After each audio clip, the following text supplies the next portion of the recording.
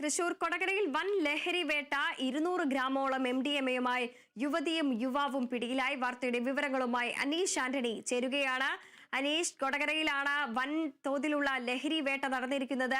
200 ഗ്രാമോളം MDMA-യുമായി യുവതിയും യുവാവും പിടിയിലായിരിക്കുന്നു. ഇവരെങ്ങനെയാണ് പോലീസ് പിടികൂടിയത്? സംസ്ഥാനത്തുടനീളം ഇത്തരത്തിൽ ഈ വലിയ രീതിയിലുള്ള ലഹരി ഉപയോഗത്തെ തുടർന്ന് പോലീസ് ശക്തമായ പരിശോധന നടത്തുകയാണ്. ഇതിനിടയിലാണ് 200 ഗ്രാമോളം MDMA-യുമായി യുവതിയും യുവാവും പിടിയിലായിരിക്കുന്നത്.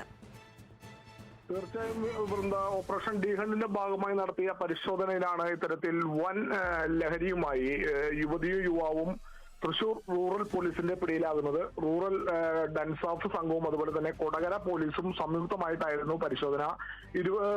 റൂറൽ പോലീസിന് ഇത്തരത്തിൽ ഒരു രഹസ്യ വിവരം ലഭിച്ചിരുന്നു. യുവതിയും യുവാവുമായി MDMA-യുമായി വലിയ അളവിൽ MDMA-യുമായി ഇത്തരത്തിൽ വരുന്നുണ്ടെന്ന വിവരം ലഭിച്ചിരുന്നു. ഇതനുസരിച്ച് നടത്തിയ പരിശോധനയാണ് ഇരുവരും പിടിയിലായത്. ഇരുവരും ബാംഗ്ലൂരിൽ നിന്നാണ് ലഹരി ടൂറിസ്റ്റ് ബസ്സിൽ കടത്തിക്കൊണ്ടുവന്നത്. വന്നതിന് ശേഷം കൊടകരയിൽ ഇറങ്ങി കൊടകരയിൽ ഇരുവരും ബൈക്ക് നേരത്തെ കൂട്ടി പാർക്ക് ചെയ്ത് വെച്ചിരുന്നു.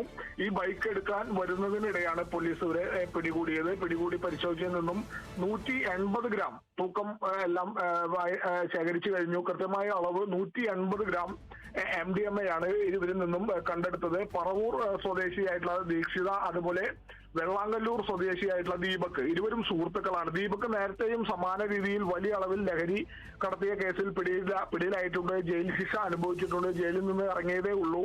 നേരത്തെ 10 കിലോ കഞ്ചാവുമായി ഇയാൾ പിടിയിലായിട്ടുണ്ട്. ആ സമയത്ത് ഇവർ സഞ്ചരിച്ചിരുന്ന വാഹനം അപകടത്തിൽപ്പെട്ടു. അന്നാണ് ആ തരത്തിൽ 10 കിലോ കഞ്ചാവുമായി ഇവർ പിടിയിലായി. നേരത്തെ ലഹരി കേസിൽ പിടിയിലായിട്ടുണ്ട്. ഇയാൾ സ്ഥിരമായി തരത്തിൽ ബാംഗ്ലൂരിൽ നിന്നും മയക്കുമരുന്ന് കേരളത്തിലേക്ക് എത്തിച്ച് തൃശ്ശൂരിലേക്ക് എത്തിച്ച് തൃശ്ശൂർ ഉൾപ്പെടെയുള്ള ജില്ലകളിലേക്ക് എത്തിച്ച് വിൽപ്പന നടത്തുന്ന ഒരാളാണ്.